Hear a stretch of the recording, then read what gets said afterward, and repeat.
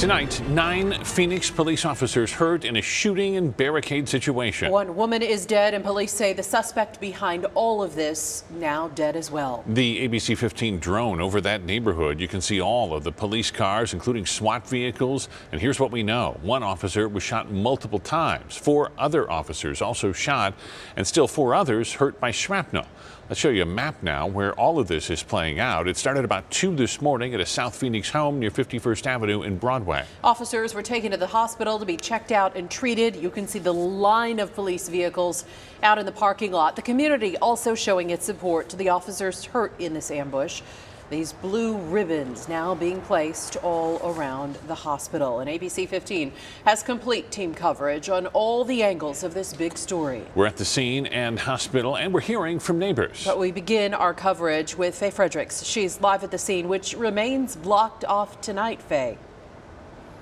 Yeah, guys, 15 hours into this investigation, and this is still a very active scene. We know at least 4 officers are still hospitalized. 1 was taken into surgery, and at least 1 other, possibly more, have more surgeries still out ahead of them in the coming days after an ambush at a home back behind this police tape. And we want to continue our team coverage now with ABC 15's Nicole Griggs. She's out in front of the mobile command post.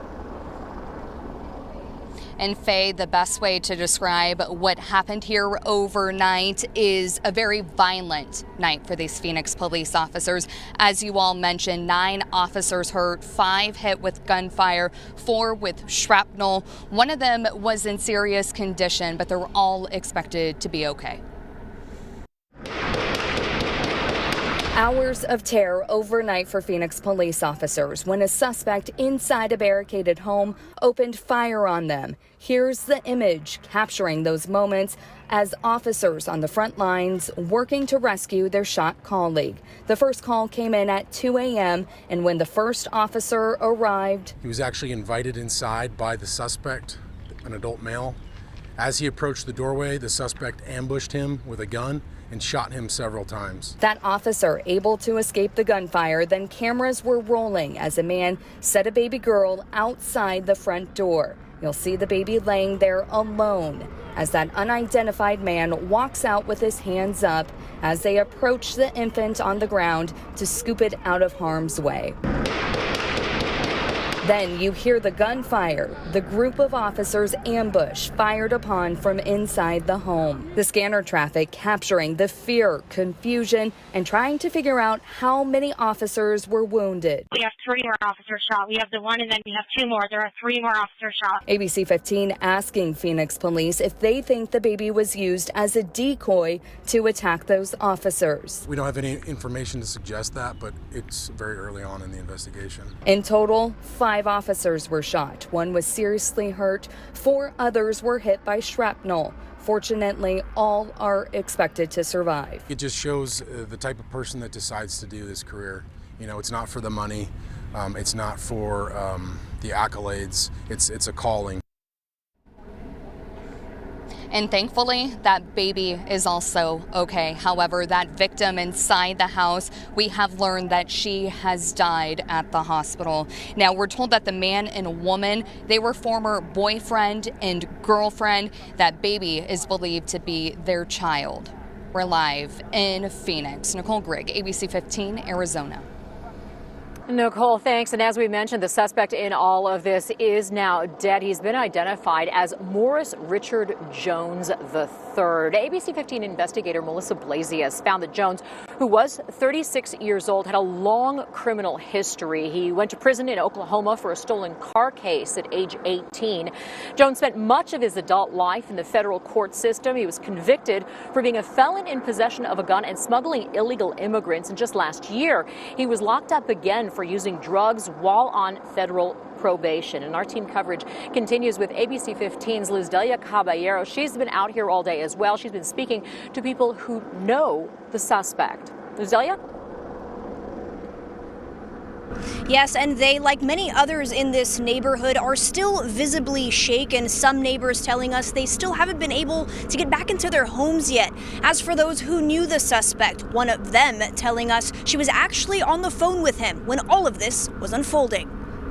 it's a little disturbing. A woman living down the street from where the shooting happened, remembering what her neighborhood woke up to. They said they heard a loud boom and that there were gunshots and there were a lot of helicopters and things going on outside. Saying eventually police started evacuating several homes, neighbors checking in on one another. We all try to look out for each other. ABC 15 able to talk to Candace Jones, who says she has a child with the suspect Morris Jones III, though not the child that was taken out of the house during the standoff. I don't know what was going through his head. Jones says the suspect called her when police arrived at the home near 51st Avenue and Broadway. He said that it was the police was outside, and I stayed on the phone with him until I arrived here. Jones says when police realized she was talking to the suspect, they took away her phone. Nothing should never get a person this far. LaKeniel Jones telling us the man who fired at officers was his brother, saying he may have been suffering from depression and has called him for help in the past. He should have called and said something to let people know that he felt like this and he was going to do this. In total, 9 officers were hurt, 5 were shot, 4 others injured from shrapnel, and a woman inside the home where the shooter was has died. It's just a tragic situation. I'm sorry that all this had to happen this way. I feel for the woman that was shot. I feel for the officers. And the family telling us they're at a loss for words. They really don't know what could have led up to the suspect doing all of this. You'll hear more from them coming up at 6:30.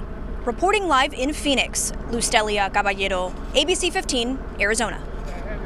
Luz Delia, thanks. And members of the community now showing their support for those injured officers. Let's get out to our Claudia Rupsit. She's at Banner University Medical Center in Phoenix. That's where some of those officers were taken. Claudia? Okay, we've learned 4 of those officers shot are still in the hospital being treated tonight. One of them had critical injuries, but luckily we're told from PD they're all expected to recover. Earlier today, though, the group Operation Blue Ribbon came out to the hospital to show support for those officers. This group often goes out in the community supporting law enforcement, and today they put up blue ribbons and balloons. They told us they wanted other officers and families to know they care and they appreciate them. One of the volunteers or people who came out told us she was heartbroken to find out what happened this morning and that they were praying. And on the back of the hotel by the ambulance entrance, we saw several Phoenix police cars parked over there and some more blue balloons. So obviously the law enforcement community coming together for these officers. We know that at least one of them will be having surgery today. And as soon as we get an update on their conditions, we'll bring those updates to you. For now, reporting live in Phoenix, I'm Claudia Rupsich, ABC 15 Arizona.